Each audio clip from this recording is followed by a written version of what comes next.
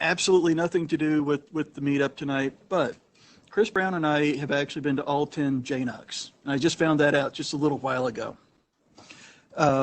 Yes, I agree. And we're still waiting for our smoking jackets, but we'll figure that part out later. But anyway, at the very first JNUC, before that ever happened, I got this call at work. I was working for a company called Merrill Corporation, and I get this call, I answer it, and somebody goes, "Oh yeah, this is Officer Pearson. You're parked illegally, and we're going to have to tow your car," and just made up crap. And I recognized it was Chip Pearson, and he was giving me a call, and he said that they were getting ready to do a Jamf Nation user conference here in Minneapolis. I'd been a few times whenever they had like a Macworld meetup, but this was actually going to be like the first formalization of a conference that they had. He called and said, "Hey, would you mind doing a presentation on how to manage Microsoft Office with Jamf?" And I said, "Sure," with Casper. At the time, it was still Casper. I said, "Sure."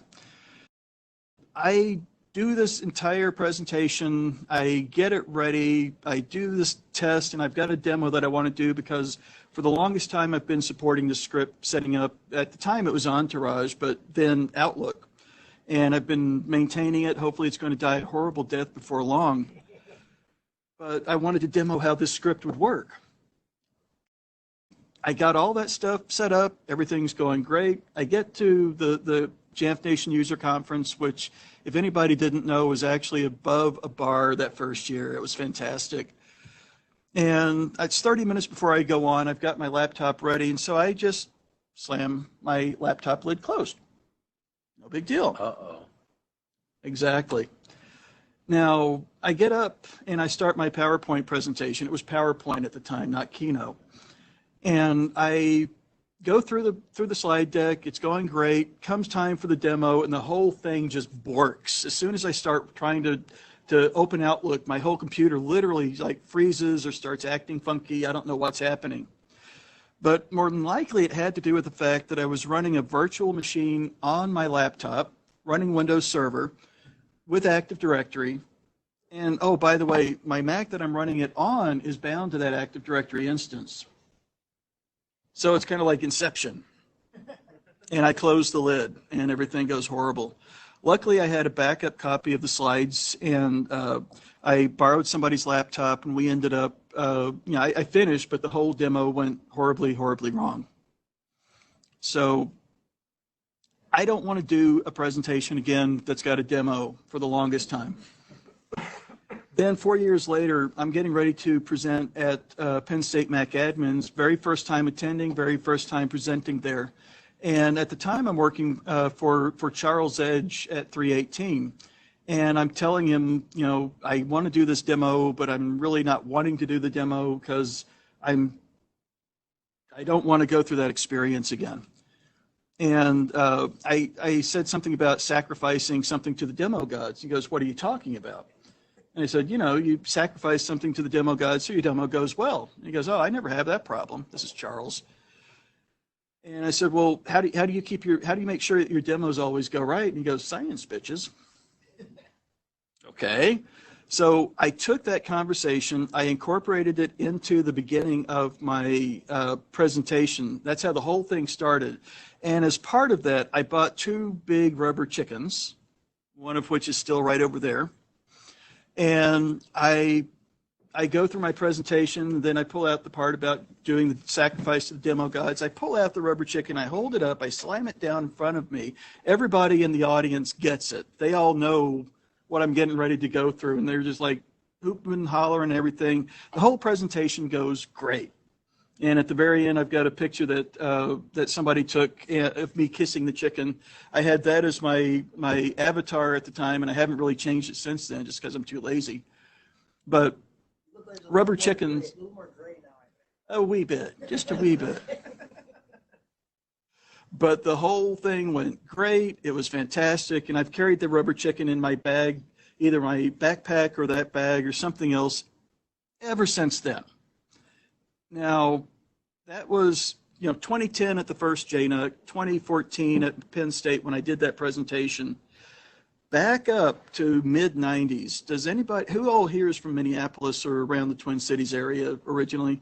Did you guys ever use a service called WAMnet? WAMnet. All right. You remember the big purple box? All right.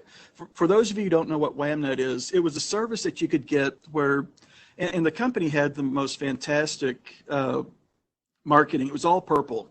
But WAMnet would come in, install this big purple box, probably 2 foot by 2 foot by 2 foot, into your organization. You would plug into it, and then anytime that you copied files to it, it would go to whatever other customer, WAMnet customer, had a purple box. And that's how we were distributing our files to our print shops. So we were building everything centrally, and making Quark Express documents with high-res graphics. We were doing grocery production ads. And then we would just actually transfer them over WAMnet to California, to New York, to New Jersey, to Florida, wherever we were printing at the time. So our WAMnet box broke. It didn't work at all one day. And so I had to call customer support. They had to send somebody out to fix the WAMnet box. The guy comes out. I'm back there chatting with him. This is back when I'm in Oklahoma, by the way.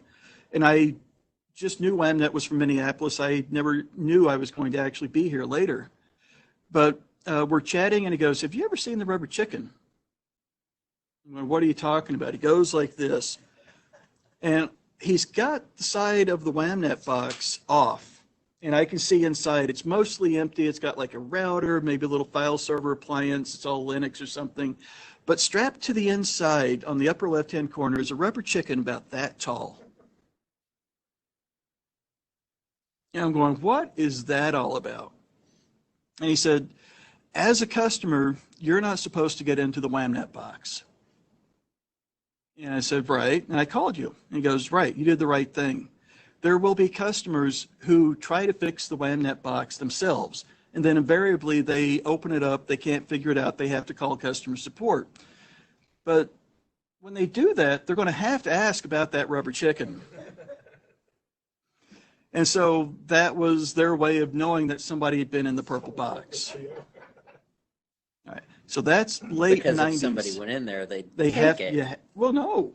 They got to find out, what is this rubber chicken doing strapped inside my big purple box? Oh, they'd ask. Yeah, it's social engineering, purely social engineering. So JNUC, 2010, that was the first JNUC. Demo goes wrong. Pull out the rubber chicken. By the way, I had 2 rubber chickens in case I needed to slam another one down if my demo then went wrong.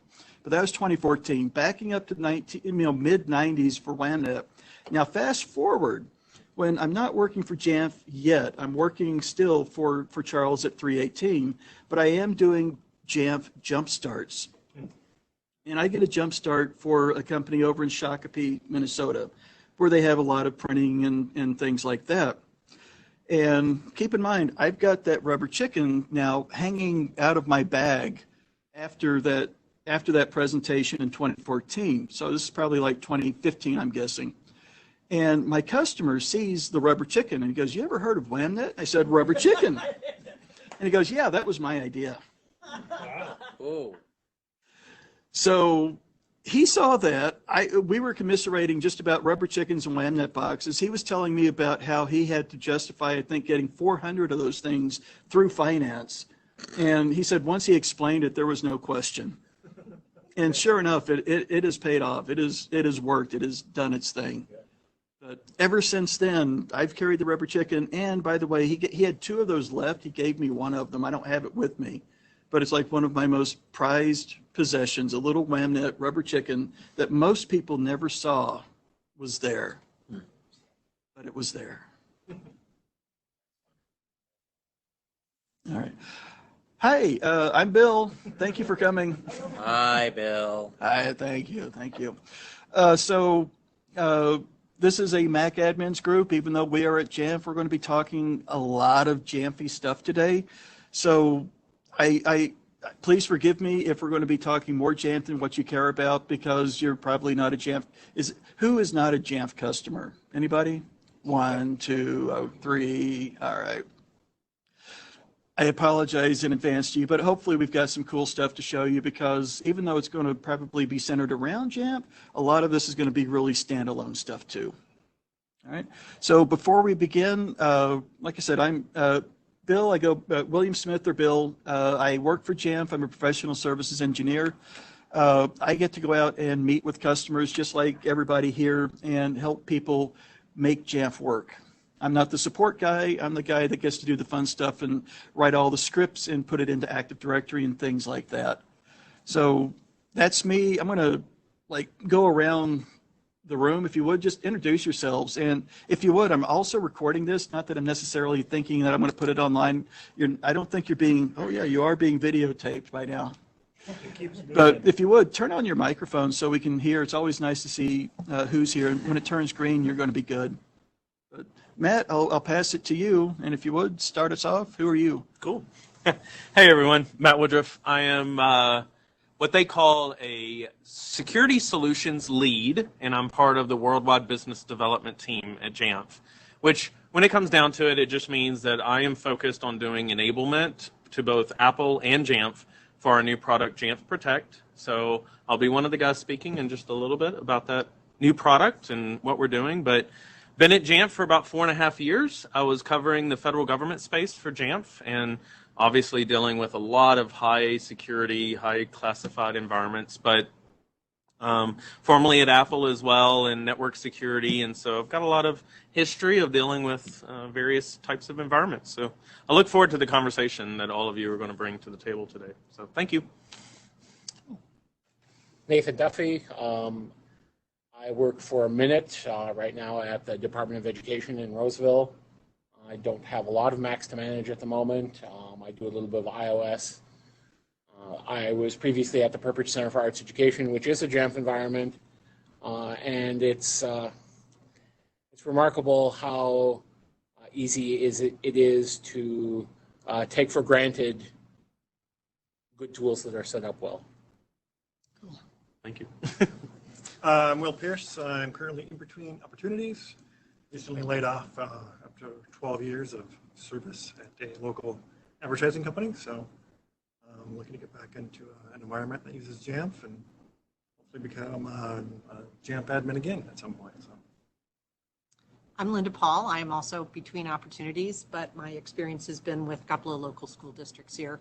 Both have been, one was a Jamf environment, one was not. My name is Bill Reese. I'm with Universal Heights Public Schools. I've been there for 4th year now, and previous to that, I was at a smaller district down in southern Minnesota for about 15 years.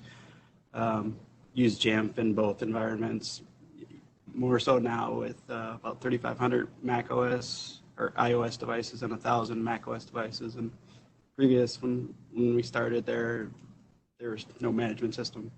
So built it up, and we're still building it up and getting that, learning Jamf more and more every day. So.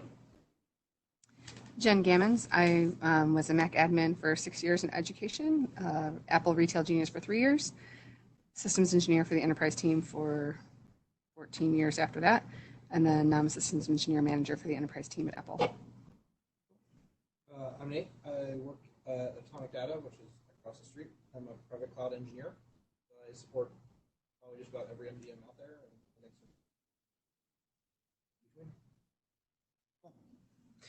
My name is Chris Luger. I'm a locally based enterprise systems engineer for the enterprise growth team at Apple.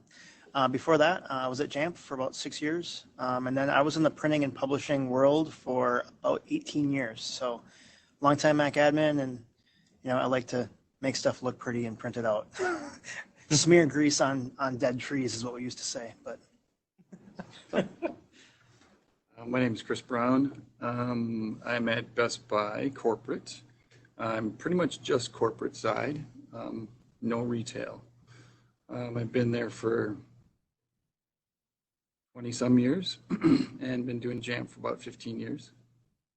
And I inherited it, of course. Yeah. Wow, must have been not very old then. It was 15 years. No, it wasn't very old. Brad Schmidt, one of the committee members for the Twin Cities Mac Admins. Recently started at Jamf a couple months ago as a cloud engineer on our platform team. Before that, I was at Target for a little over a year and a half, working with especially hardware and software.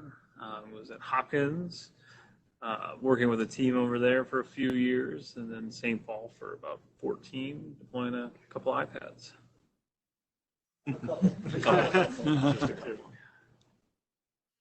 Dan Winger, with Chippewa Valley Tech College in Eau Claire. Been there for managing their Apple devices for a little over 5 years now. Tom Schmidt, I was at Boston Scientific until Friday. Their Mac guy, in addition to doing all the normal Windows stuff that there is. So yeah, I'm looking too. So I mean, if anybody knows of anything, I've got my resume right here. Whoops, there it is. So yeah, I got a QR code for the resume. I can airdrop it to you, whatever. And also, just you guys obviously are on Jamf Nation. You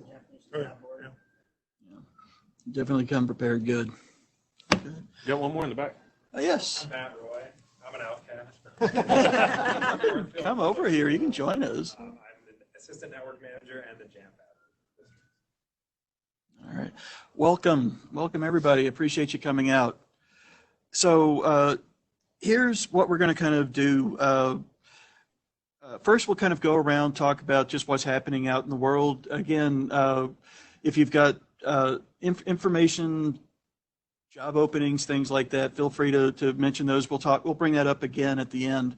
But let's talk about some of the stuff that's happening out there, and then we'll have Matt present. And according to what Matt's wanting to do, it's not really going to be like a formal presentation. We'll do a lot of Q&A, but at any point, he's joined the presentation, so he can always share slides or information if there's something more formal that you want from him. And then around 7 o'clock, a little bit after, we'll take a break.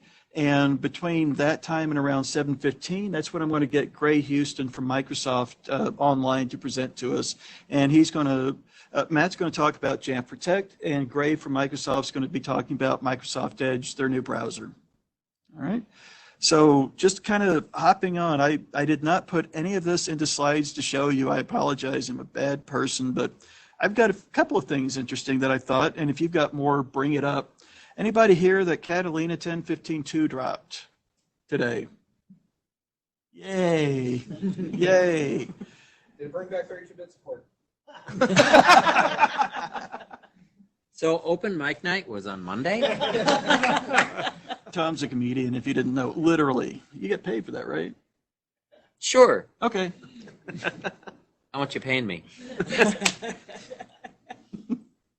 All right. 10.15.2 is out, but one of the interesting things that I get to do as part of my job is I actually have been to a couple of the Dallas Apple admin meetups the last couple of months, and something that they brought up last time that I thought was pretty important, and some of you may have actually seen it. Who knows what BridgeOS is? A few of you? All right. That's, if you have a touch bar on your machine, more than likely that's BridgeOS right there. Or a 2018 Mac Mini. Or 2018, really? That too? Sounds like you know more about this than I do, so I'm going to let you talk. But there is an update that happens as part of updating your software. So updating Catalina, or it could be Mojave. I can't remember. It's basically as far back as that goes, the hardware. But as part of upgrading your operating system, the BridgeOS also sometimes has an update that gets applied. And what end users may notice, and which Apple has started now posting as you're getting ready to update, is that your machine may look like it's shutting down for 30 seconds to a minute. And that's BridgeOS updating. And it looks like it's off. It looks like it's turned off. It doesn't kind of really give you any kind of indication that anything's happening. But about 30 seconds, a minute later, I think I saw it at 30 seconds. But after that time, it comes back on. And then the update is done. And that's just the way that Apple has designed it to work. However, when I was at the Dallas Apple Admins meetup, there were two or three folks that had seen that during the upgrade, if it gets interrupted. So in other words, I'm the end user sitting at my desk. I've decided to update Catalina. Oh, my machine turned off. What's going to happen after 15, 20 seconds? You're going to turn it back on, and that interrupts the update. And depending on the model of hardware that you've got, that can lead to problems. The most severe of which is you lose the key to File Vault, and you're not able to get your data back. Has anybody seen anything like that? Nobody's seen anything? I've seen something similar, but not that critical. What have you seen? Again, like you mentioned, if for whatever reason that Bridge OS is interrupted, whether you lost internet connectivity, if something happened where that Bridge OS didn't install properly, the Mac just won't. Right? It's basically no power, will not boot at all. And actually, we published, there's a support article on it. Good. And you can actually reinstall the Bridge OS using DFU mode on a Mac. I don't know if you guys have that. Don't say it. So you literally plug it in the configurator, and you can basically, it's actually a little easier than what some of the documentation actually outlines. I think the documentation may be a little outdated, but now it basically, in my situation, it automatically detected when I plugged it in. I had configurator open, so you have a host Mac. But again, there are some requirements. You got to make sure you're using, an Apple USB-C cable, right? Make sure you're not using a cable. Make sure that when you plug it in, it actually is in the support article. You got to plug it in to the left Thunderbolt 3 port, right? To the host Mac, and then basically configurator says, "Hey, I see that this device is in DFU mode. Would you like to update the Bridge OS?" Yeah. And then it goes through that process. You see it basically within a few minutes. It comes back to life. You see the progress bar like it's starting up. You can boot regularly. Now, luckily, in my case, it didn't like the recovery key, so I could still log in. But it was one of those things where it had been published that, hey, this is, if something happened, it's kind of like a brick, right? There was no power, you couldn't do anything. Configurator was our savior. Everybody said that. And Good times. it's anything with a T1 or a T2 that has Bridge OS. That's right. Correct. Yeah. All right. So it's not just touch bar. So the reason I was excited about 10.15.2, and you may or may not be able to confirm it, I've heard that the fix is supposed to be 10.15.2, but I don't know that for sure. This is just what I heard during the other meetup. But if you're supporting end users who are currently not up to date, the most up to date, again, 10.15.2, which I heard was the one that was going to address this. If you've got folks who are button happy, they're impatient, you might want to sit with them or at least guide them to wait. Just let it wait. If nothing happens, even if it's 2 minutes, I would say wait. If you have to, call Apple, but just say, here's what I tried doing. It hasn't come back on. I'm afraid to touch it. All right. So that's Catalina 10.15.2, Bridge OS. Let's see. Anybody here use Monkey? A couple of you folks. Monkey 4 has dropped now. And effectively, from what I understand, it's pretty much the same thing as Monkey 3.7.6 or 3.7.4, but now it has Python built in. Python 3 or? Python 4, actually. It's Python 3.7.4. Okay. Yeah. But the reason for that is it didn't happen like it was rumored to, but Catalina was rumored to drop Python.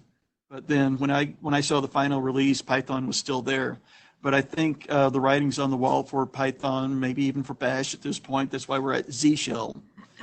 But that's probably going to be going away. And so Greg Nagel and the folks that work with him on this have pretty much made sure that you're going to still have all the components to make this work just by installing it. So if you're a monkey person, It's a good thing to get. All right. You might have heard we had a conference just a couple of weeks ago. It's called JNUC. Anybody get to go to that? Anybody get anything interesting out of that? You want an iPad? Yeah, from Diamond Dash. That's cool. And I dropped that Lego thing, and I was like, here's an iPad. Nice. That's awesome. That's the best thing that can come out of that. It's freebies. That's the best swag ever. All I get is What was the jackets. swag this year? What's that? What was the swag? I don't know. As employees, we don't get that. We don't get the good swag anymore. Okay. Shirt, backpack. There were pins. I got all the pins. Full strength. Huh. I had the t-shirt, usual. Yeah, we just got a T-shirt. Way. There were a few interesting announcements, one of which is Jamf Protect, which we're going to get Matt to speak about in just a second here. Look at your segue. Nice segue, right? But I mean, there's a couple of other things that I had on here, but I want to give Matt and everybody a chance to talk. So does anybody else have any kind of interesting community news? Yes. You can order a Mac Pro today. Oh yeah. How much, Chris? 53 grand. I ordered one. No. You ordered one, but you didn't submit. Full coverage or liability? That's right. So you can absolutely configure it to 53 grand. Yeah. Yes. 53 is that's as much as you're going to take for a single purchase of a Mac, right? Again, without a display. Without a display. Did you get a fifth wheel? Holy cow. Does that include the stand too? I didn't look. Yeah. And I don't know if that $60,000. the casters on it. Yeah. The casters or the rack mount. I don't think you can add the rack mount case yet either. I heard something about the rack mount being 5 U's, and people are kind of balking at that. Really? Yeah. I mean, if you took one of the old Mac Pros and set it on the side. Yeah, I mean, it was like 5 or 6 U's, wasn't it? Yeah. So, yeah. Roll out. Yeah. Just curious. Here, we have education. You have. Target has. You're creative. You have Target. I'm Sure. they're gonna have some. You found it. Sorry. Hey, we got more people. Yeah, and you're just close. Yeah. Well, and the thing is too, just one thing to keep in mind is if you have the previous Mac Pro, doesn't run catalog, right? So if you have the trash can, you need to upgrade. Upgrade your trash can. Yep. What if you got the Mac Pro before that, the cheese grater? Oh yeah, that one. I'll go to 10.9. Yeah. It was 10.13, so I got it. 10.15. You gonna get Steal some pizza? Yeah. Yeah. I guess the more important question is how many are just interested in maybe getting one in the upcoming future? Maybe not today, but You mean for Oh. reals, not the Yeah. 53, but the. no, just the Mac Pro in general. Okay. I wouldn't Yeah. say no if one landed on my desk. Yeah. Yeah. Exactly. I think the interesting thing is that we know that there was a delay.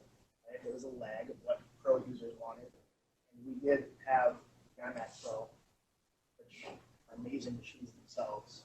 So a lot of my customers, they did purchase some iMac Pros. So I completely understand. There's that high-end iMac Pro, the low-end Mac Pro, some overlap. So Yep. I get it. Unless you're Pixar. We have trash cans and we have iMac Pros and we have the previous model of the trash can. We've had 1U servers and had them all and will continue, I'm sure. The upgradability is the big part, right? Yeah. PCI Express expansion, drive expansion, all that. Totally modular, yeah. It's crazy. It's everything the pro user was asking for. Yeah. Yep. Very cool. Well, I want to talk about one more thing, which leads right into Matt. Has anybody ever heard of something called Union Crypto? This was an article I picked up off of Ars Technica, and what was really kind of cool was Patrick Wardle was actually interviewed for part of that. Yeah. I copied a whole bunch of stuff here, but I want to make sure I kind of explain it right. So it's supposedly from hackers from the North Korean government. It's got in-memory execution, which means it's a fileless infection. So it never writes anything to the computer hard drive. Lives completely in memory. So it loads its code directly into memory, and it executes purely from memory. with the exception of one launch agent from what I understand. Let's see here.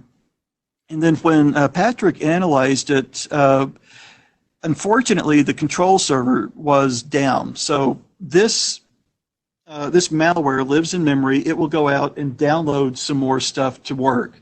Unfortunately, or fortunately maybe actually, by the time Patrick started examining this, that server that it reaches out to was down. And then I think even the domain was gone or something like that.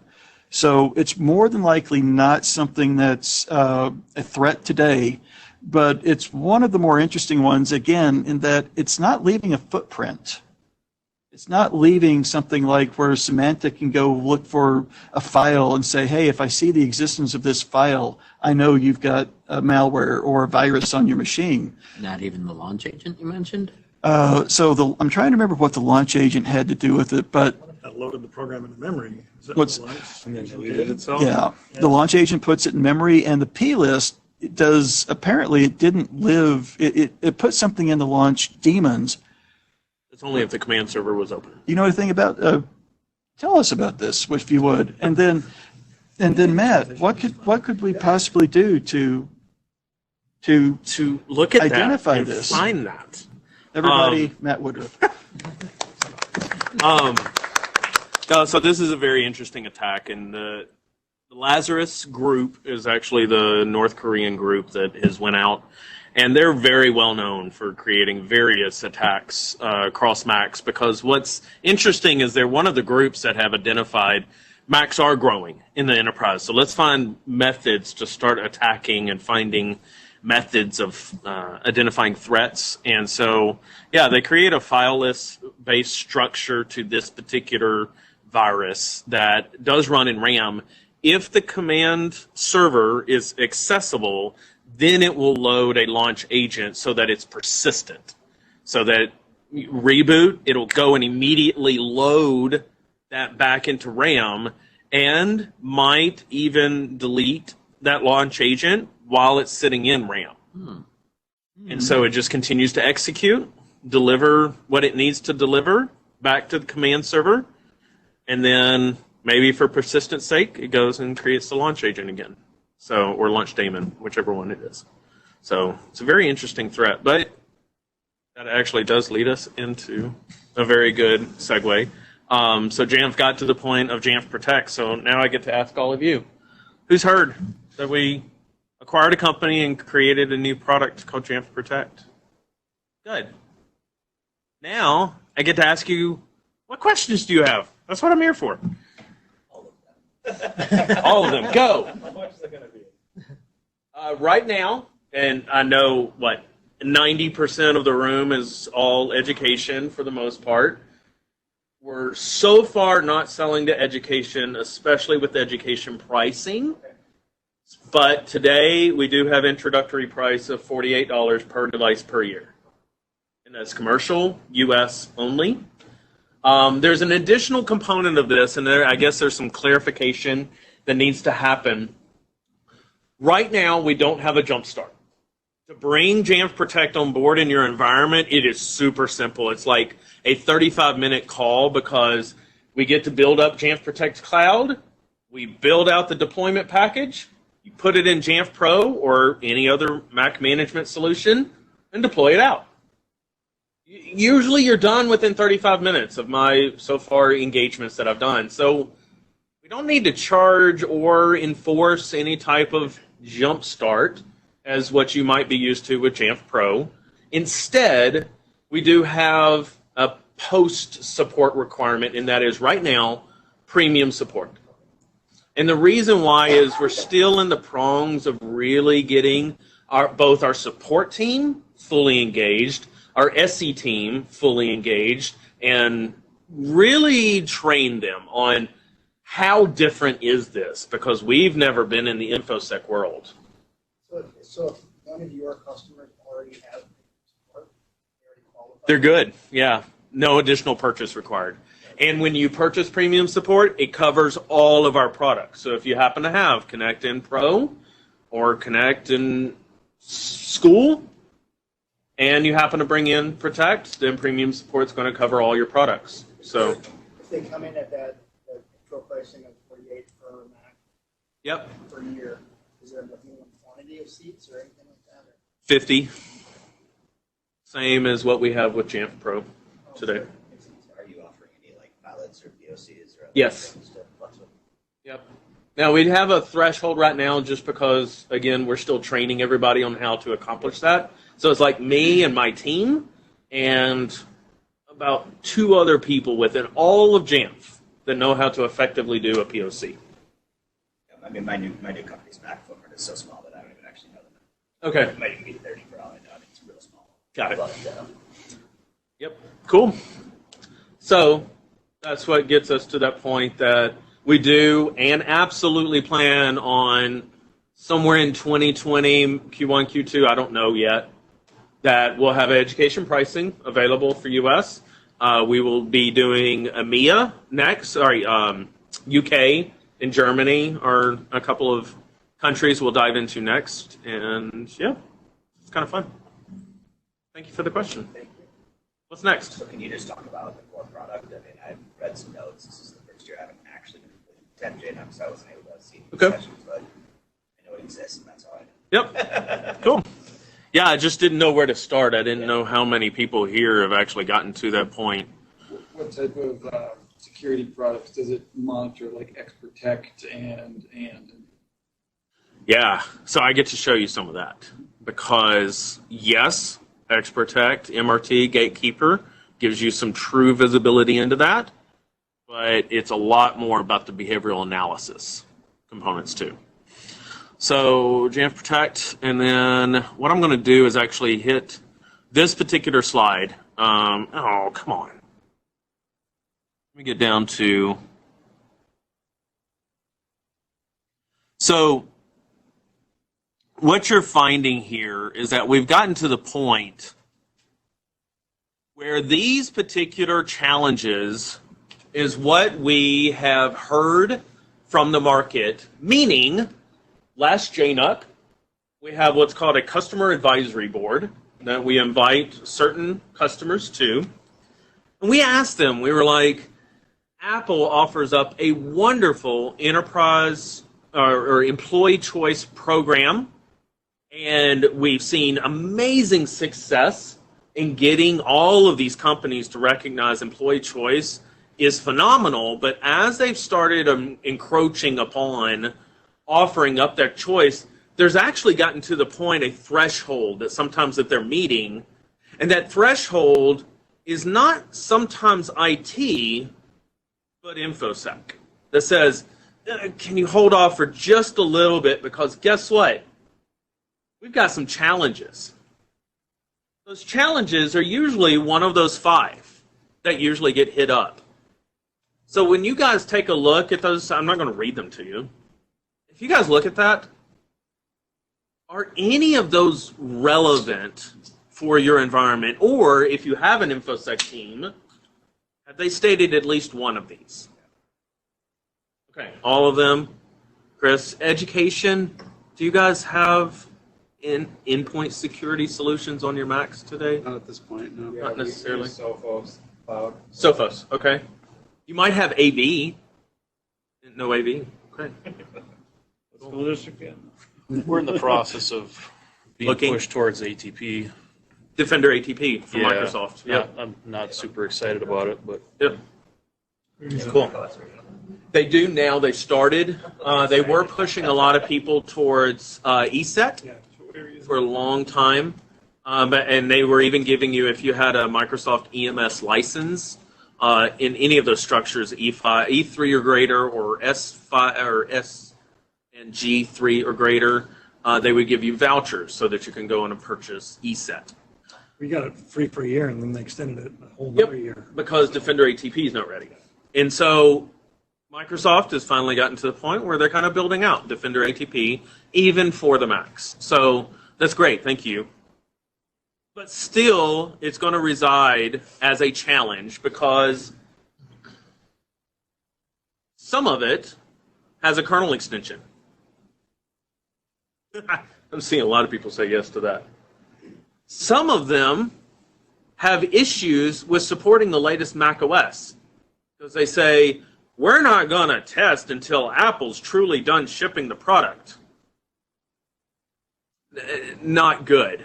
Because guess what? At that point, your school, your organization, your enterprise, you guys just found Apple just released a 16-inch MacBook Pro.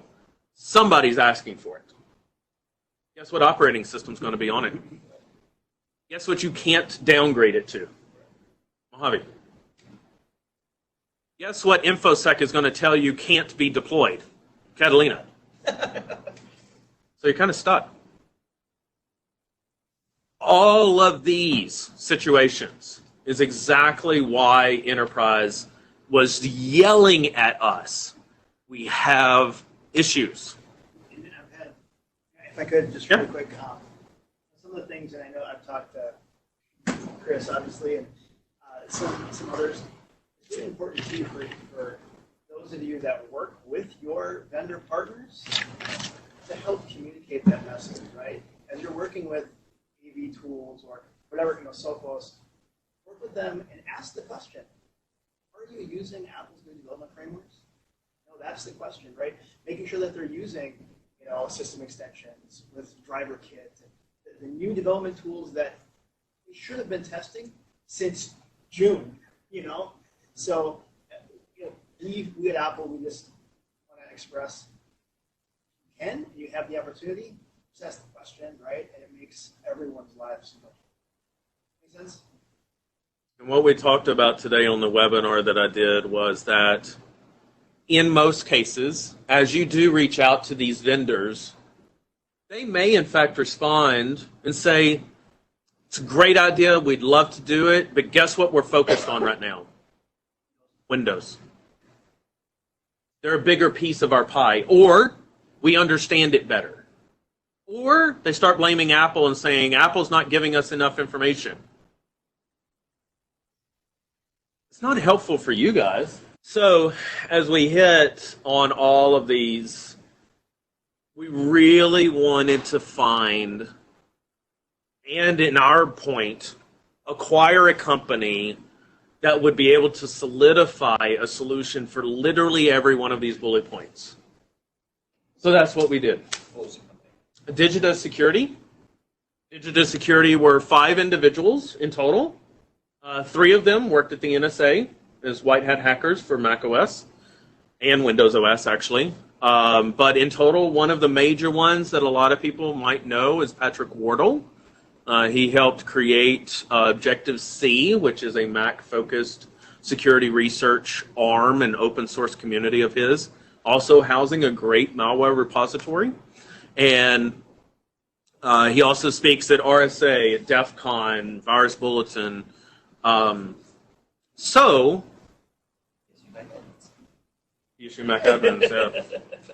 with that, that's what we ended up doing is now we get to check off each one of these because this product is Kexlist. Yes. Who's familiar with security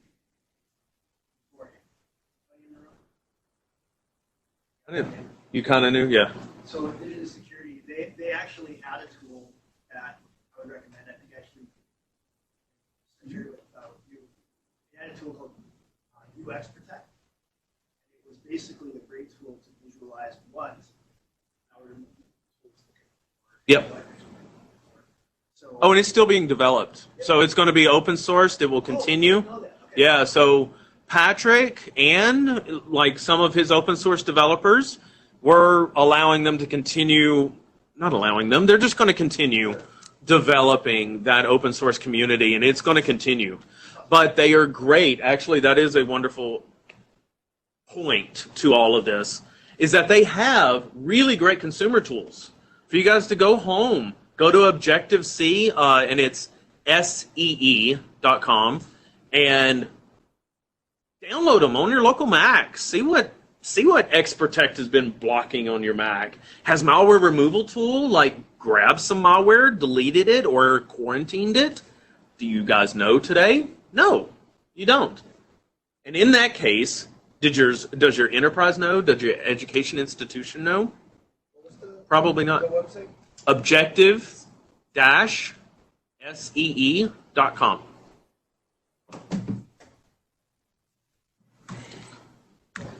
Yeah, there should be a recorded PSU thing. I think it was last year, unless it was the year before.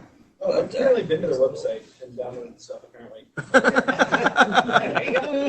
So you've been there. The things you know that you didn't know. Just a refresher needed. Yeah. It was just the malware. Don't worry about it. Almost looked at it at some point. It's a pretty Maybe good get it on a site. Margarita Monday. Yeah. Tequila Tuesday. So you've got also their dedication is at Digito Security was that they are always focused on day of release support, which actually I need to update that slide. That in all cases, their primary focus is seamless macOS upgrades. Well, guess what other company happens to always be promising day of release support? So that married up to us pretty easily. Now you get into what exactly are you getting visibility into? Well, that's where it started getting really unique, especially not only is there X Protect, MRT, and Gatekeeper visibility, which I'll show you guys in a moment, but there's also behaviors that things might be happening. How many know MacKeeper? You guys remember that malware program? Okay. X Protect does a great job of now understanding MacKeeper because it knows its signature. It knows exactly what it is, blocks it, and even immediately deletes it.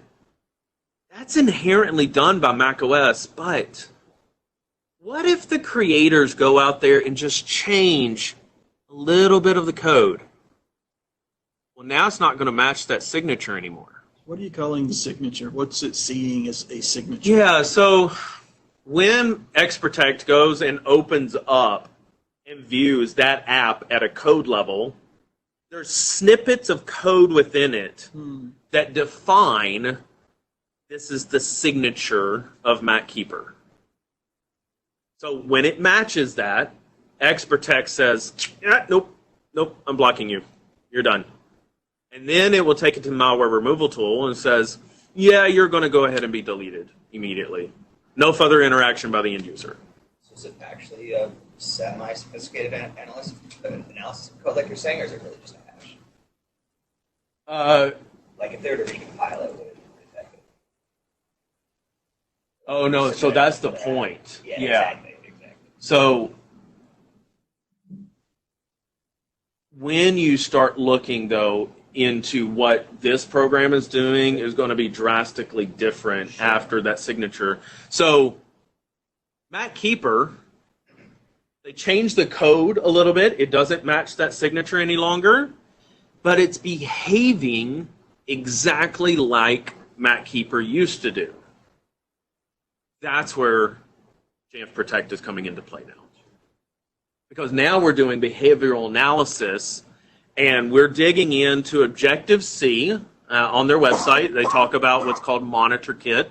It's their open source tool that looks into all of those frameworks in macOS to determine, is the user downloading stuff and putting it in a very unique location on the macOS? Is file and process, by the way, that's usually what endpoint protection solutions or endpoint security solutions are looking at anyways. Yes, we can do that, but it's much more, is what we're trying to tell you here. Screen captures. Let's say within their 2-week notice that they submitted, all of a sudden they're taking 50 screenshots a day of their Mac. You need to get reported on that? Yes, absolutely. Is the webcam getting turned on at 2 a.m. and taking a screenshot? Or a camera shot? Is a key logging malicious activity occurring in the background that was not prompted by the user? Is it logins occurring through terminal at really weird times that was unprompted by the end user? USB insertions, USB writes. Are synthetic clicks happening behind a screensaver? That shouldn't be happening. So as you look at this, you start to understand what Jamf Protect is doing, and that it's monitoring behaviors now at this point and really sending this information on for you to view to assess. Yeah, that's pretty malicious. I want to do something about that. At the bottom, you'll see macOS 10.15 endpoint security and network extension frameworks. We're still working on the network extension portion of it because we're still waiting on Apple documentation. But, yeah. We didn't hear that. Thanks, Jen, for coming. Endpoint security framework, though, has actually been a breath of fresh air from Apple in what it's giving us the capabilities of doing, because now, using this framework, we get to prevent processes from running without a kernel extension. Huge, by the way. And it's already built into Jamf Pro. So, saying, Jamf Protect. Been on the Jamf Pro wagon for too long. Is this just delivered as like a binary, or what is it delivered Yep. as? Since it's not Yep. And it is a separate binary than Jamf Pro. Sure. Two different binaries. What is unique about what Jamf Protect is doing here, though, is also that as Jamf Protect agent goes and starts looking at all of these behavioral analysis occurring, those detections are actually getting pushed through Apple's gameplay kit, which is a built-in logic engine, and determining, you know what?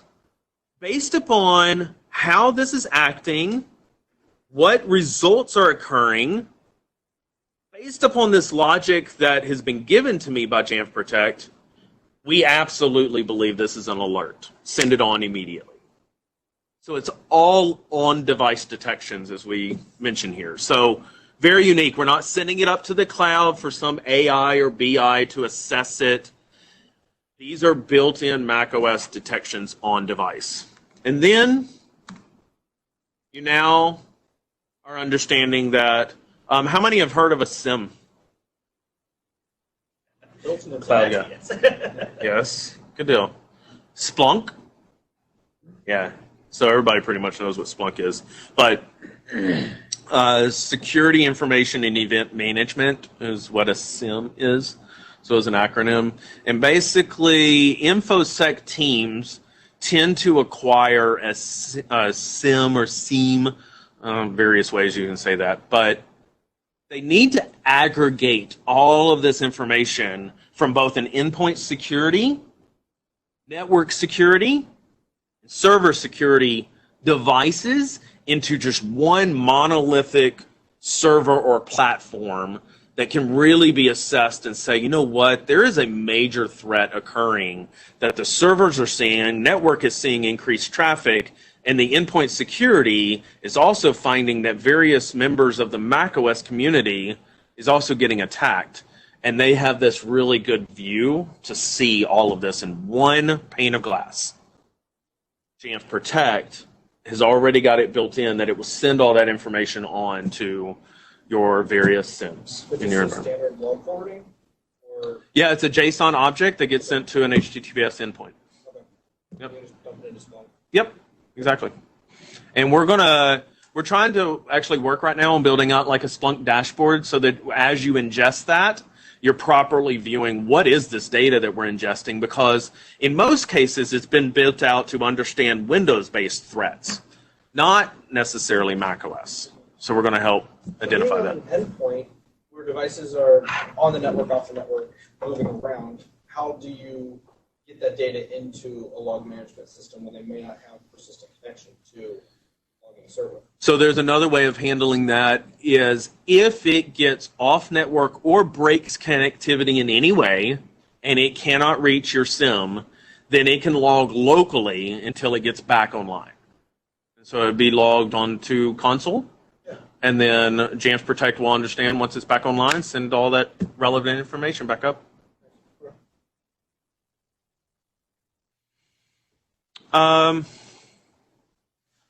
If you want to know how to do deployments, we can talk about this later, but there's just various ways that you can do it, either just using Jamf Protect Cloud or having a hybrid where it's getting sent to your SIM and Jamf Protect Cloud, or just to your SIM, whatever you want to do. So those are slides. I'm not much on slides. I don't like slides. I can dive into the product next, but just based upon the slides, was that a pretty good overview what Jamf Protect is? Because I want to show you very specifically what does X-Protect visibility look like, especially when you're trying to look at it at scale. So this is, yep, stay with us, please. This is the Jamf Protect environment. As I click on this particular dashboard of Apple Security for this environment, you'll see pretty quickly that we have a quick glance. Can I increase the size of this? Nope.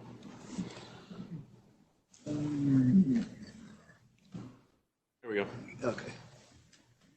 So Apple Security tab and dashboard will give you, especially if you have SOCs, I'm assuming you have a SOC. So in larger organizations, they have what's called a Security Operations Center, might be married to the NOC, Network Operations Center, where they really like to have like these major dashboards on these big TVs in a room. And this is what is one of the windows that could be shown, because you kind of want to know, is X-Protect updated on all of my devices or not? As well as the MRT tool up to date? And is Gatekeeper enabled on all of my devices? Then you dive into deeper. Is Gatekeeper properly doing some detections and how many over blocked or unsigned, signed detections?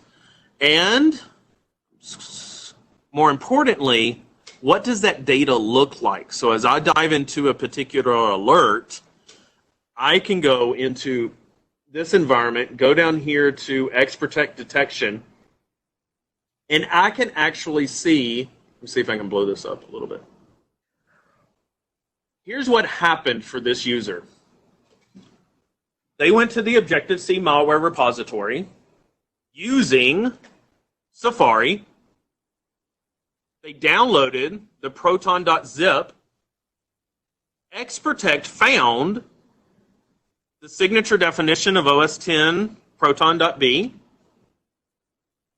The user was forced to either cancel or move it to the trash because of MRT. The user selected to cancel. So now we know that that proton is still there on the device in case we need to follow up and do something about it. That's the kind of visibility that, at least from what I've seen, not a lot of competitors in this space are giving you that visibility. Am I right on those have seen? Cool. That's one view. What is Proton? Is that like a demo virus or malware? No, it's a well-known, yeah, it's a real thing. All of the, if you go to Objective-C malware, that is true active malware repository.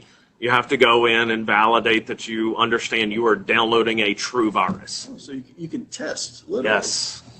Yes. So what sort of like alerting, potential automated remediation do you have? Yeah, so the remediation part is where, sorry, what was the first portion of your question? Like alerting. So like alerting? Your SOC know that something happened. Yep, so this is what would, so if you can see here, this JSON. Yeah, sorry, I should rephrase that. Obviously, you have the alerting there. You have abilities to offload that to like some other system, whatever. Yeah, a SIM.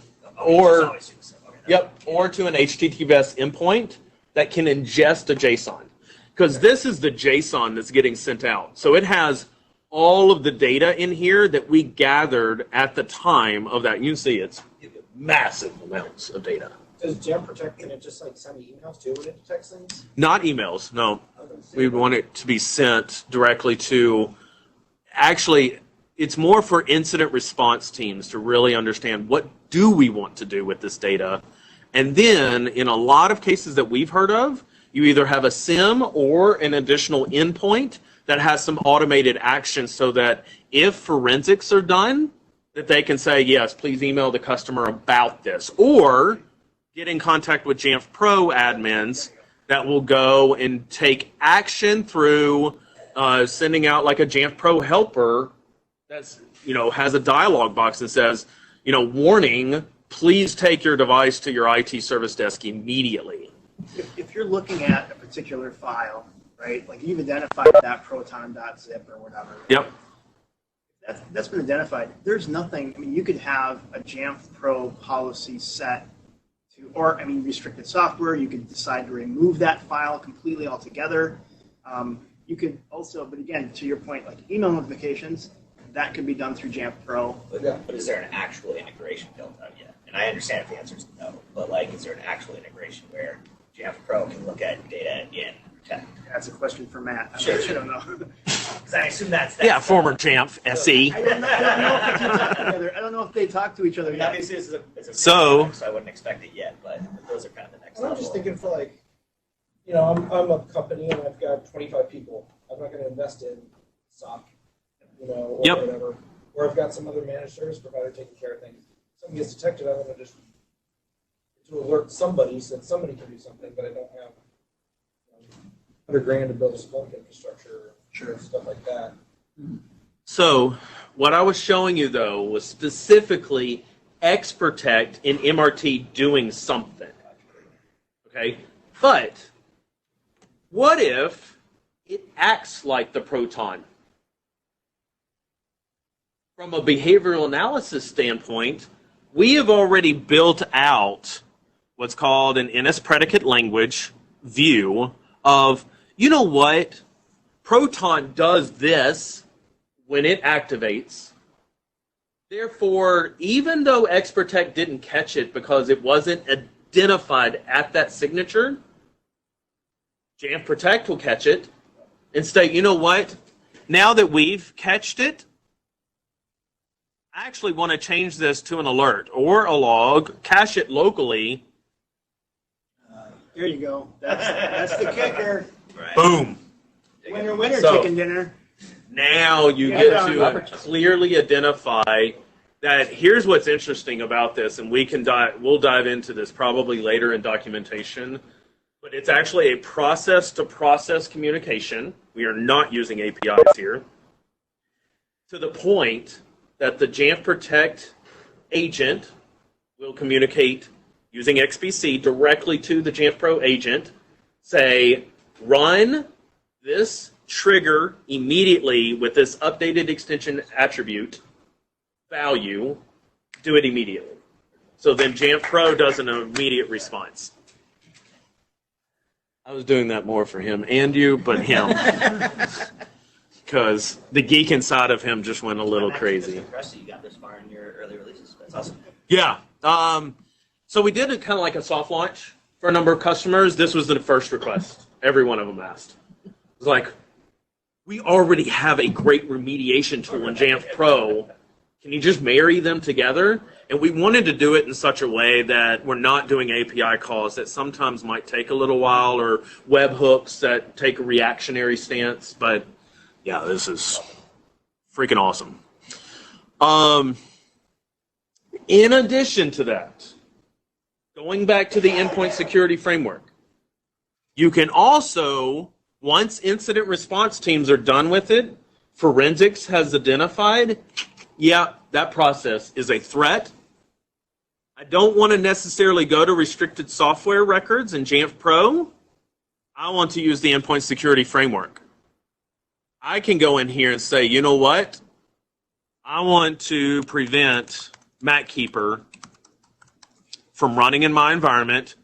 Here's the actual file hash. You can also do a full upload of all of the various hashes that you have found in your environment.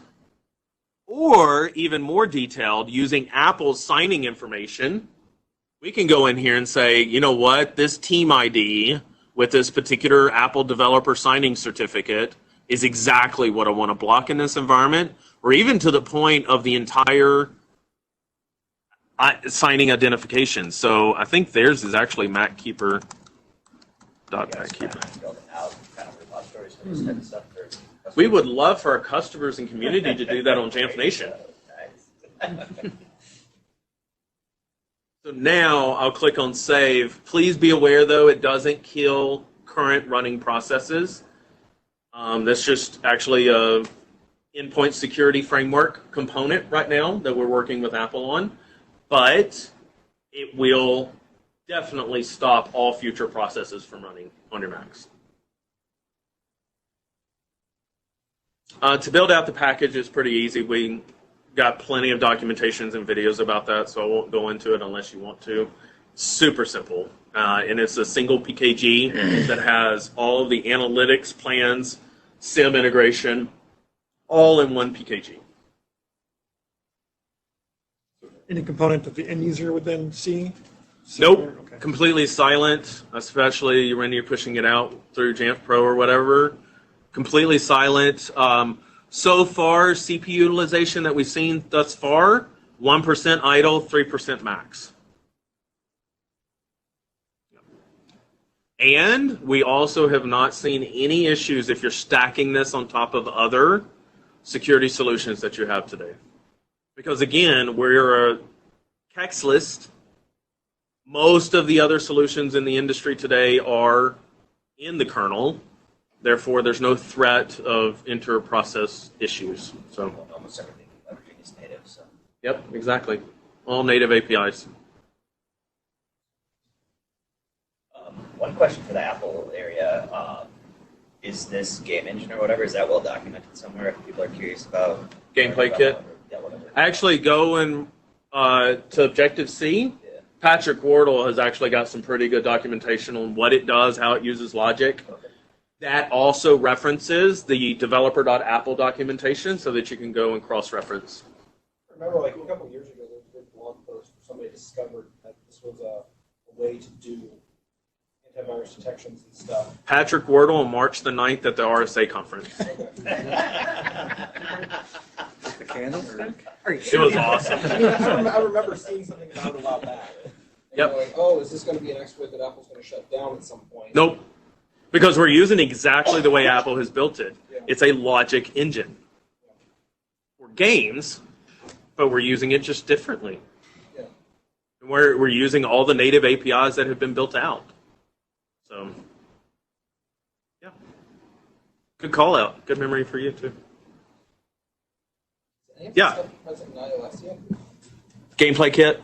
Yeah, well, I mean, like any of the Protect and Gatekeeper stuff, is that anywhere in iOS? No. So, Chris and I can really dive in deep into iOS and how its native frameworks are so different that when it comes to app data, and key bags, it's just a different section containerized form that so far we haven't really seen a need yet of building out a solution like this or even giving you the visibility that you need.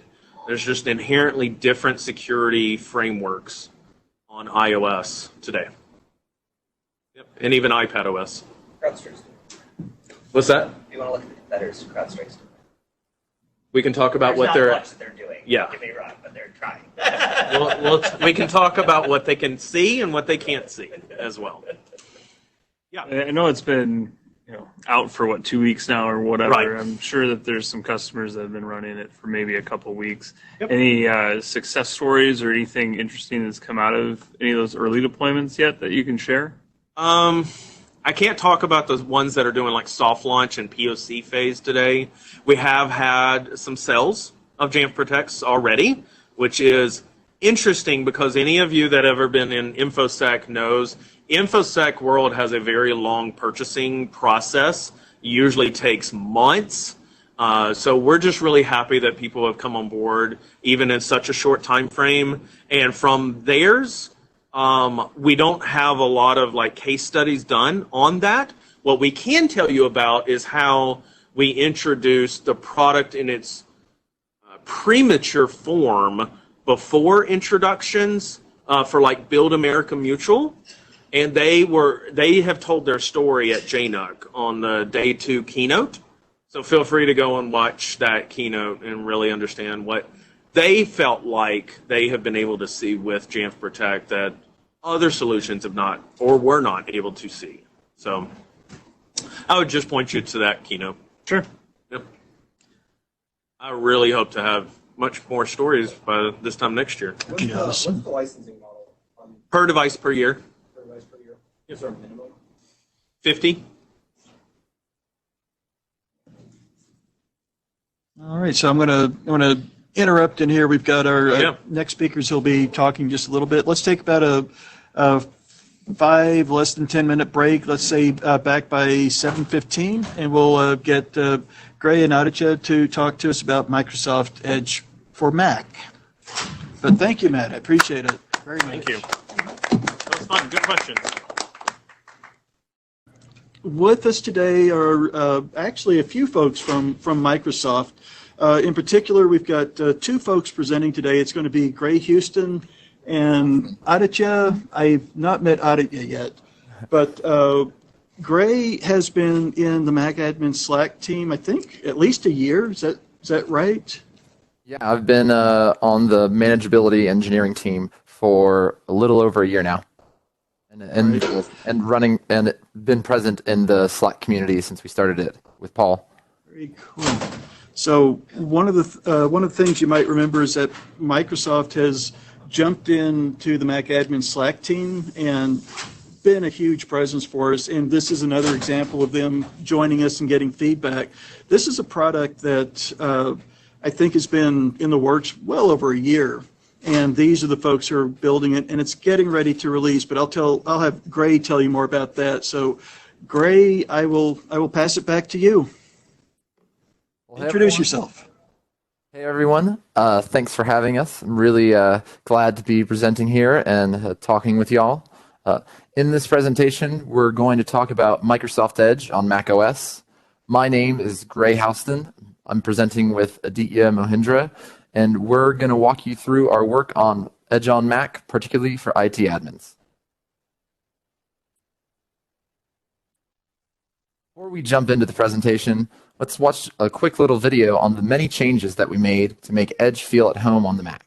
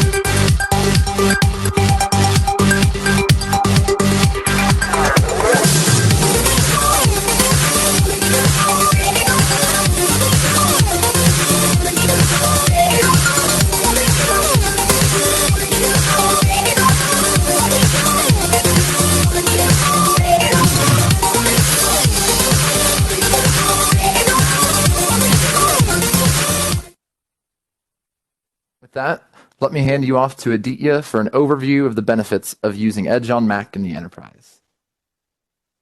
Great. Thank you, Gray. And hello, everyone. And thanks again for giving us this opportunity to present our work the team has been doing over the past few months. My name is Aditya, and I'm a PM on the Edge on Mac team. Been working on it for the last 1 year now.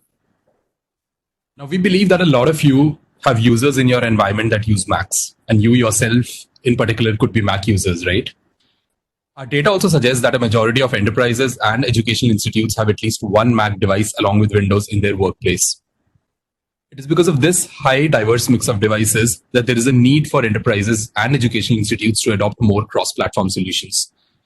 Having one solution, in this case browser, that caters to all the users helps in 2 ways, right? For IT admins, it helps in easy manageability. And for the end users, it helps to provide a consistent experience across all the devices they're using the product on. Hence, we have extended the presence of Edge from the current Windows 10 to Windows 7, iOS, Android, and now Mac as well. So just like Edge on Windows, we offer to set the same set of customer promises on Mac as well for both consumers and enterprises. Our target is to give you the same offering on all platforms. So there are basically 4 things that we are working on here. The first is setting up the basic browser on the Chromium platform that gives you a solid web compatibility. Advanced security measures for online protection. Thirdly, making it super easy for the IT admins to deploy policies and manage the Macs at the workplace. And then lastly, offering the right set of tools and features that make the end users feel more efficient. Now we'll reflect more on each of these pillars in more detail.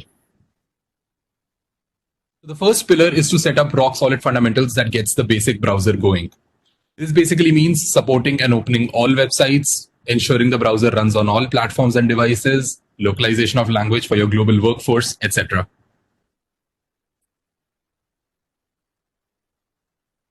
We are actively working to make Edge as the most secure browser in the world. This pillar has basically 3 facets. First, having an industry-leading smart screen support that protects you from malicious downloadables, phishing attacks, and other kind of online spam. Second, having a fast update mechanism to get the latest security fixes.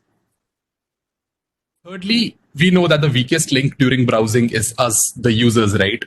So having conditional access and information protection to make your corporate data secure and in the right set of hands at all points of time. The third pillar that we are going to focus on is Mac manageability. In this, we have added 180 group policies, some of which are specific to Mac. At the same time, we have made it super easy for IT admins to deploy policies through various MDMs like Jamf, something that Mac IT admins are accustomed to, as well as Microsoft Intune. Lastly, adding the right set of features and functionalities for the end customers to make them more efficient. So here we'd want to highlight a couple of things that we have done for the enterprises. First, we know how painful it is to remember passwords, right? You click on an Office online document and it breaks your flow by asking for a 2-factor authentication. We have solved this problem by having a seamless sign-in process through a single sign-on that lets you log in at the tap of a button across all first-party Microsoft applications. So you don't ever need to remember passwords again. Secondly, for the information workers, it is a challenge to find and open their relevant Office documents that they've been recently working on or that has been shared with them. So now it will become super easy for you to do that as well, right from your new tab page and the powerful Microsoft search. We'll demo these later in the presentation. And now with this, I'll pass on to Gray, who will take you through the Mac manageability for Edge. Thanks, Aditya. At Edge, we really love our IT admins. As a member of the manageability engineering team, part of my work focuses on providing you the best tools and resources to make your job and workflow as easy as possible, ranging from documentation of our policies to debugging tools in the browser. For example, in the current slide, I have examples of administrative files downloadable from our enterprise landing page and a screenshot from our policy documentation. The job of the manageability team is to give both you and the end user the best experiences possible to perform your business's work. We are committed to working for and with you. And if you have a scenario that is not addressed well by Edge, I'd love to hear more during the Q&A at the end of the presentation or in an individual follow-up for specific questions. Now, let's dive into areas where the Edge team has worked to enable IT admins. We're committed to providing you the resources, community, and support to make your job as easy as possible. The best place to keep up to date with all things Edge is MicrosoftEdgeInsider.com.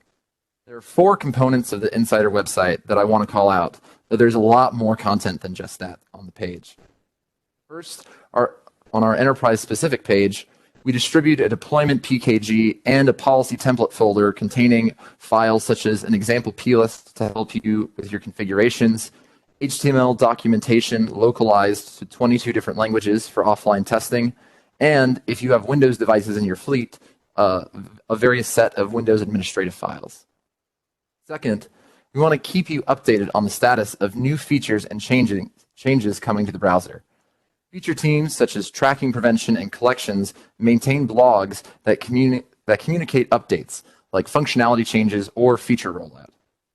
Third, we want the Edge development journey to be an interactive discussion.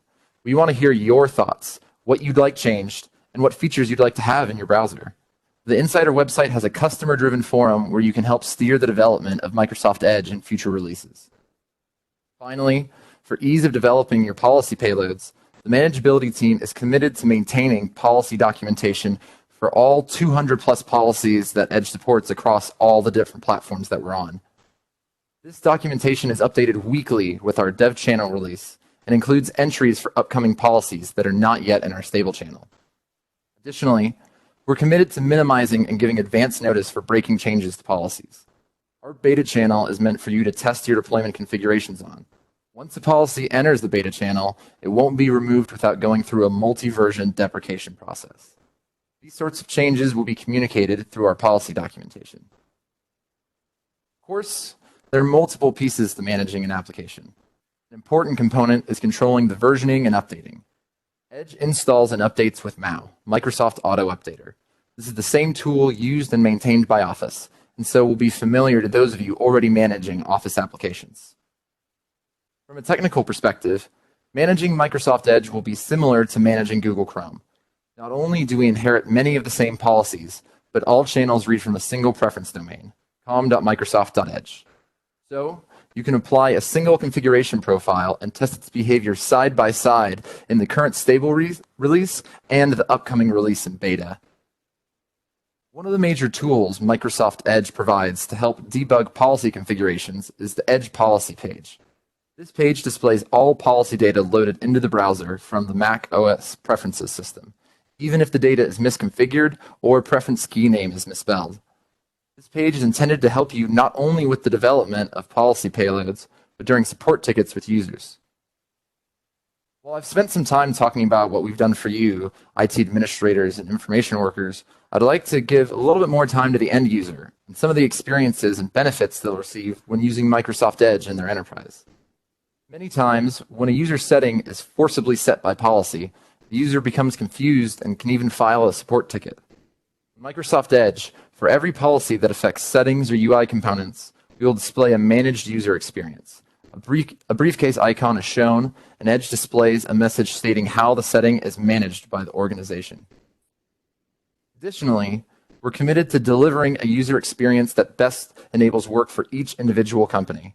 Our enterprise new tab page provides convenient and easy access to company resources and is configurable through policy. We also enable companies to specify their own new tab and homepage locations through policy. And with that, I'd like to move on to some demos. And I'd like to start with Jamf integration. Like all MDM providers, you can enroll a device and push policies through Jamf in similar ways that you can with things like Microsoft Intune, Okta, Mobile Iron, and others. However, with Jamf as our host tonight, I want to show something a little more special, some unreleased exclusive content. JNUC, Jamf announced support for a new feature. Instead of having to manually craftplists for each configuration profile, you can configure policies through the UI. Microsoft Edge is dedicated to simplifying the management experience. Here I can state that we're actively working on this feature and seeing if we can fully incorporate it with our policy set. I can't promise what the end result will look like or that we'll even ship the feature at the end of the day, but we're actively working on it. And this is what it looks like so far. So here we've got loaded into Jamf our policy data. And similar to those of you who may manage Windows devices, all of the policies start in a not configured state. Go and set them, you can go mark them as configured, and then go and set your policy values. One thing that's nice about the setup of this feature is that there's some validation on the back end. See here, this is set to null empty value. And if I try to go set it, it's invalid payload configuration. So this is a feature that I'm really excited about. It really simplifies the management experience, and I'm really excited to be working on it.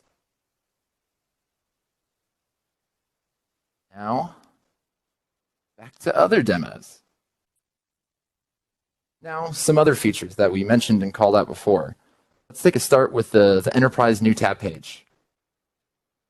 This functionality is designed to allow users and anyone working in a business to find and access all of the resources as quickly as they can so that there's just no frustration searching through different file shares all over the place. You can see here, there are files recommended to me based on how recently I've opened them, files that have been shared with me, frequented SharePoint sites, recent and pinned documents.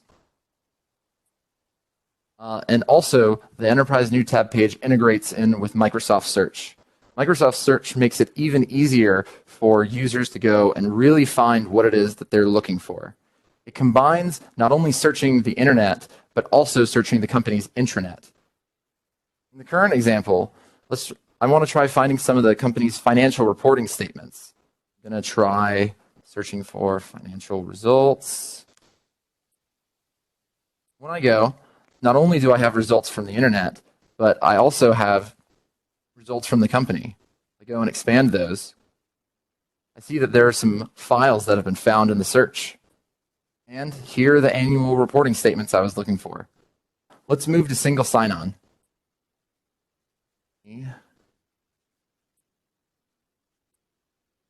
Create a new window here. So let me first show you what the default sign-in experience is if you're trying to access some of your Office resources. So if I go into Office and I want to sign in,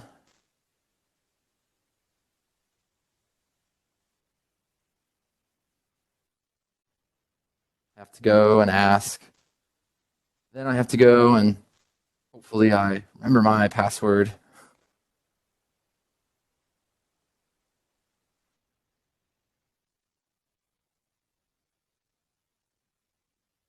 And then I have to go and do two-factor auth. This is just a really painful experience, especially if you're a heavy Office user. So right now, let me go and show you what the single sign-on experience looks like.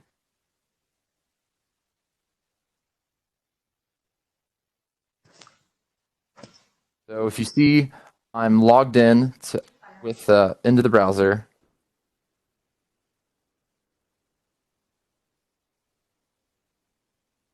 And I just go straight into Office. On the back end, logging in into the browser connects with an AAD backend so that there's a seamless single sign-on experience. That way, heavy Office users can go access the resources that they need to, and in conjunction with the Enterprise New Tab page, find them quickly as well. Now, we did a lot of work to try to go and make Edge feel at home on the Mac. Make sure that the experience is tailored to Mac user expectations, which means aligning with the Apple design language and utilizing Mac hardware and software. So, the prime focus of our launch has been to make sure we get the foundation right while making sure Mac users don't feel alien when using it. Now, what does not feeling alien mean? It means adding menu bar integration. It means having not just a lip service, but deep touch bar support. It means having two-finger swipe animations so you can navigate backwards and forwards on a tab through your navigation history. Button management, where the call to action is on the right as opposed to left on Windows, and adapting to Apple's system language fonts. And through all of this work, we ended up getting a lot of positive support in the press. But people that aren't the only people that we want to listen to. We also got a lot of feedback from end users as well. Some of them were very happy with it. Many of them gave us lots of constructive feedback, which we've gone and taken and incorporated into the product. We are listening, and we always want to hear your feedback, that you're really happy with it or you're really frustrated with what your experience is. And time permitting, I can show a touch bar. Here, hopefully you can see all of my screen. And here I've got a touch bar representation from Xcode. And one of the really great things about what we've done is we've added support for tab management through the touch bar, so you can go and scroll. You can also go and manipulate and interact with videos. So here, we want every company out there to be a tech company. You can go and you can scrub through the video. And if you're done with it and you want to switch to a different tab, you're just one click of a button away from going to the next one. And with that, I want to say thank you. That's all that we have, and I'd love to open the floor to Q&A. Thank you.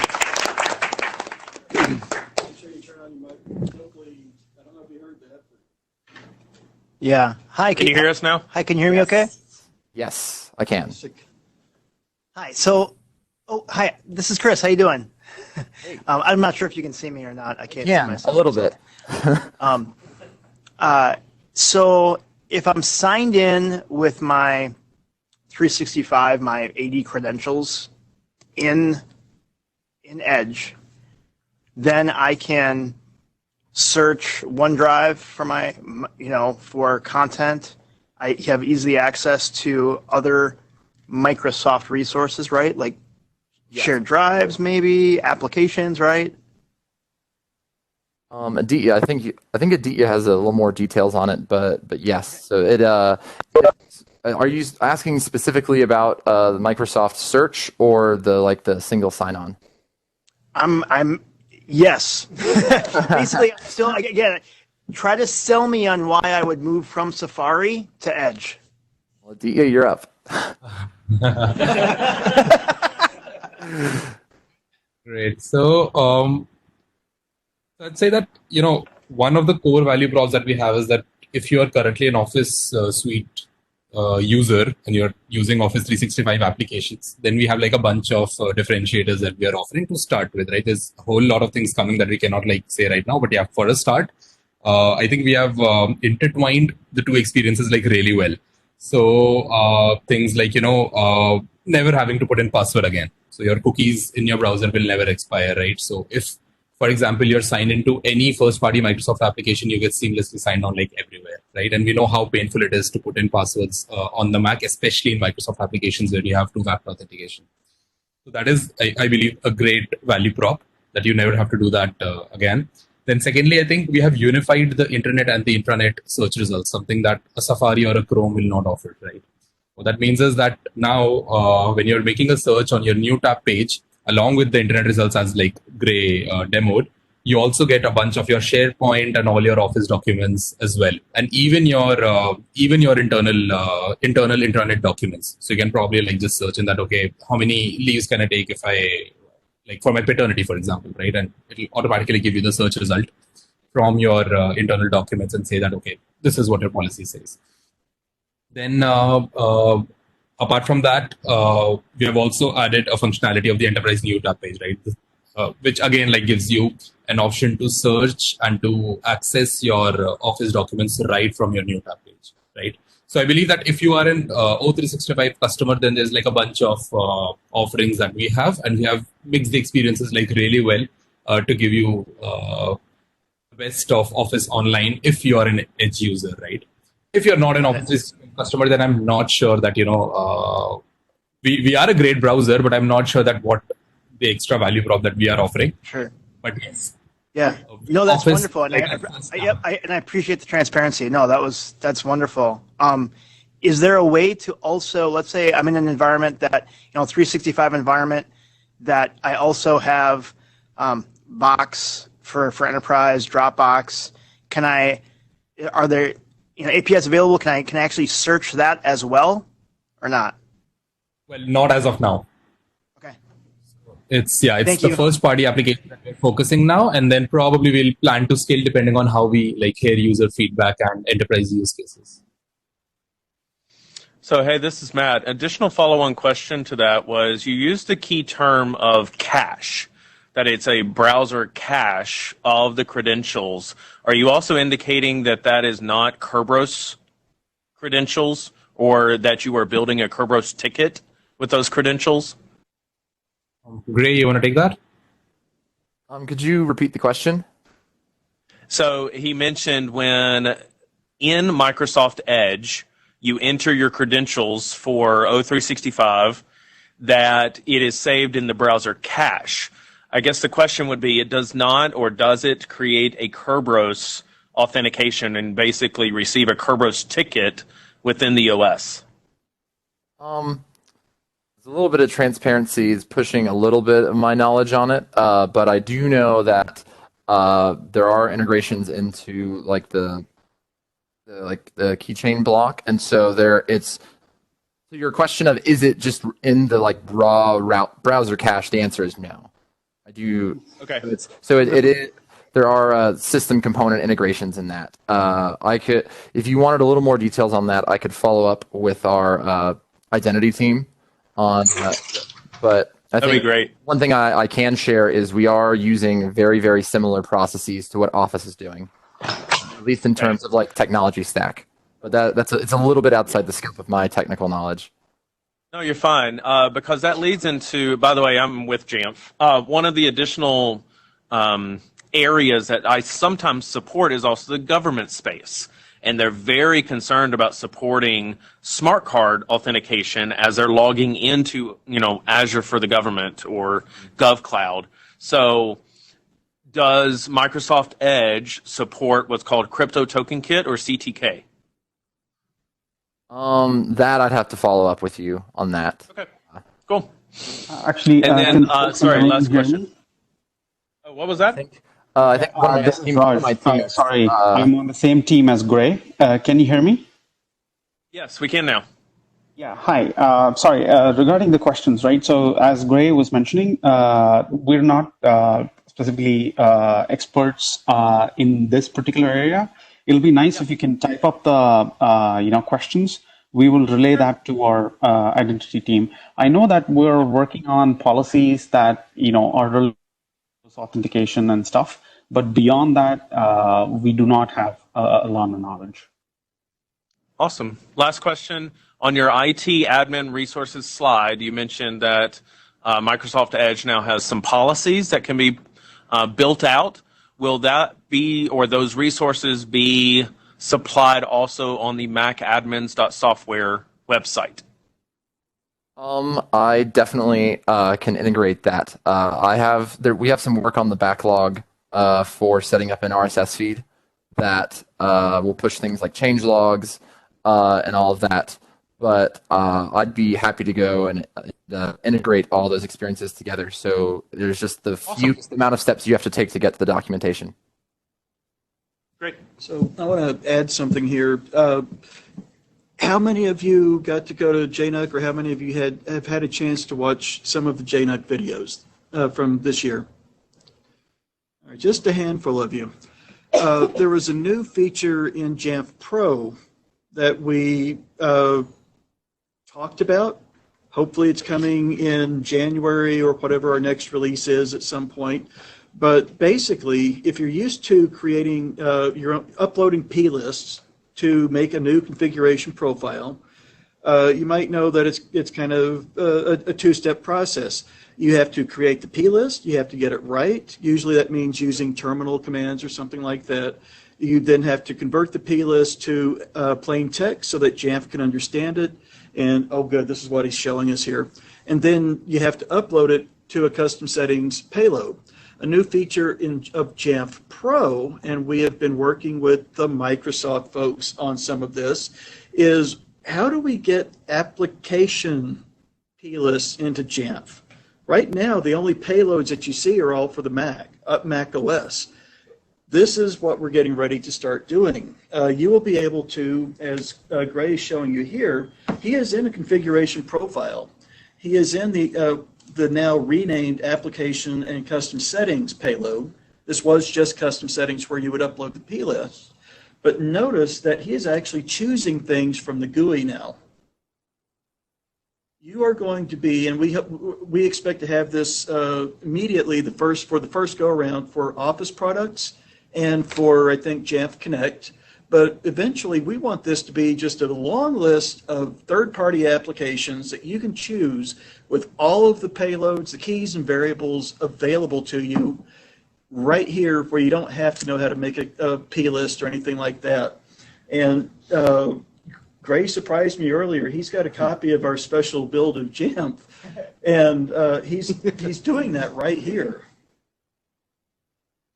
So one thing that's cool is about this feature is that it's done in a distributed fashion.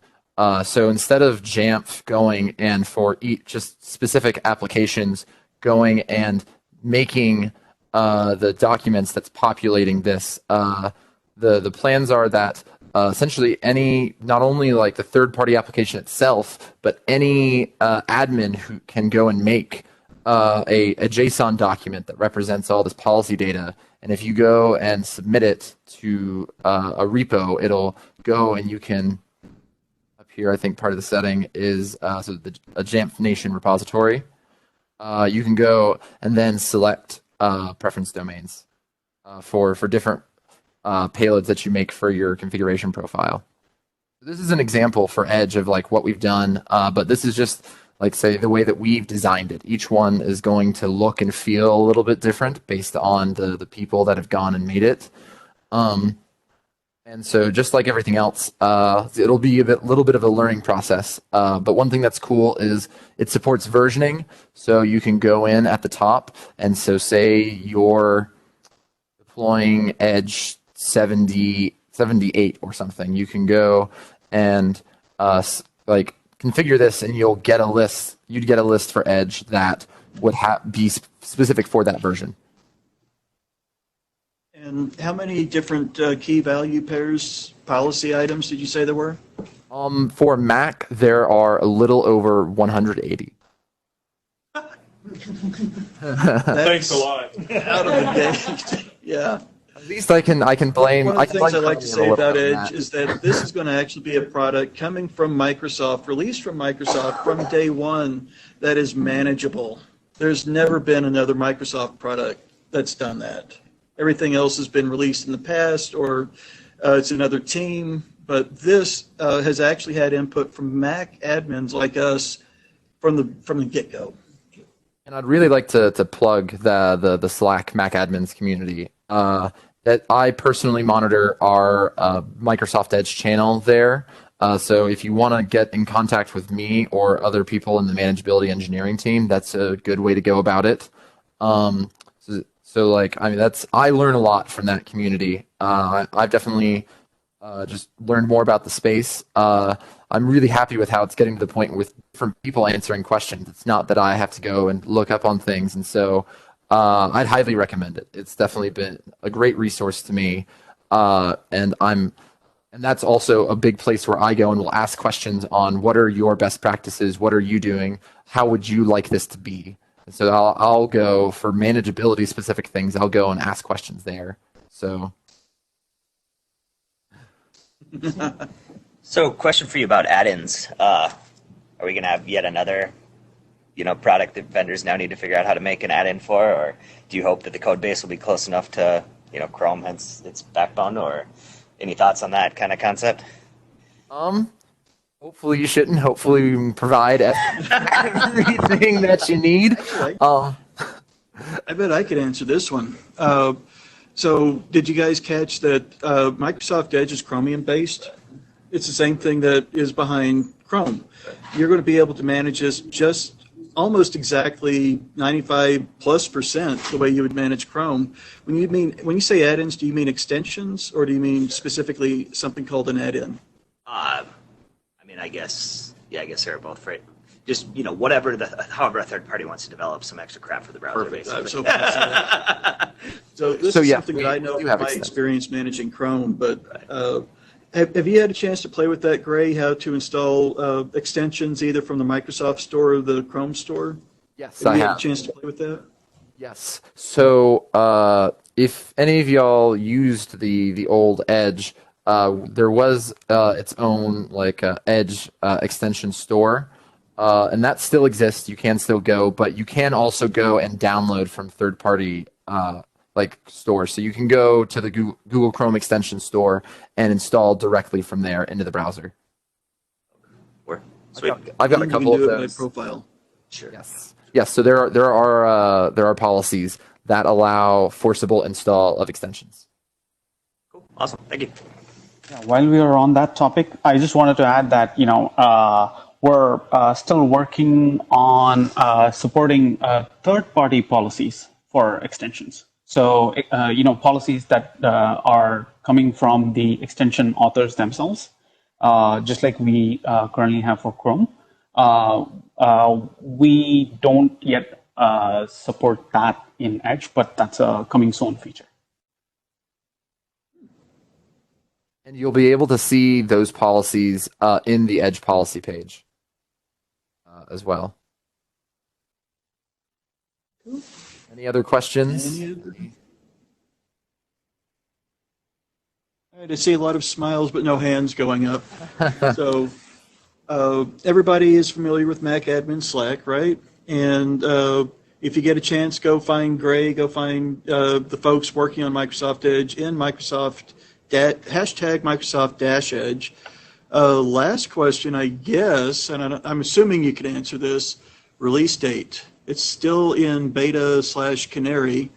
When does it go live? Public? January something. Yeah, you can correct me if I'm wrong. It's January 15th. Yes. So January 15th, it's coming. Yeah, so January 15th. Another browser. Yeah. Edge 79 will move from the beta channel into stable. And then 80 will move into beta. Very cool. Thank you much, everybody. I appreciate you coming. Yeah, thank you for your time. I hope you give Edge a try. And I've got this recorded, so hopefully I'll be able to take the questions and get them back to you. You can give some feedback to us. Yeah, absolutely. All right. Take care, everybody. Yes, thank you. Very much. Yeah. All right. So with that, job announcements or anything else, I know we've got folks that are definitely looking for positions right now. Anybody know of positions that are opening up, or anybody who's currently hiring?